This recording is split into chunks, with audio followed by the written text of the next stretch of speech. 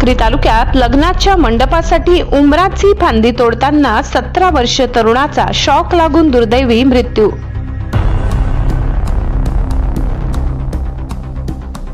साक्री तालुक्यातील बोरगाव येथे आज सकाळी 8 वाजेच्या सुमारास एक अत्यंत हृदयद्रावक घटना घडली. आपल्या चुलत बहिणीच्या लग्नाच्या पूर्वतयारीसाठी उमराच्या झाडाच्या फांद्या तोडण्याकरिता 17 वर्षीय रोशन ठाकरे झाडावर चढला होता.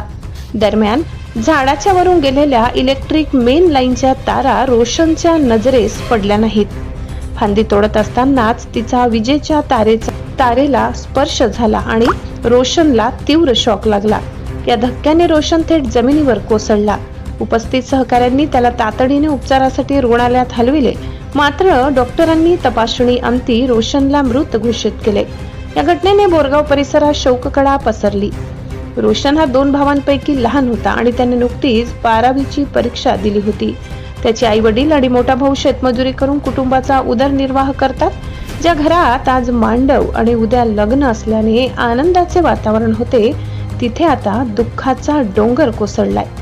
मयत युवकाचा मृतदेह पिंपळनेर येथील शासकीय रुग्णालयात शवविच्छेदनासाठी ठेवण्यात आला असून पोलीस पुढील तपास करत आहेत.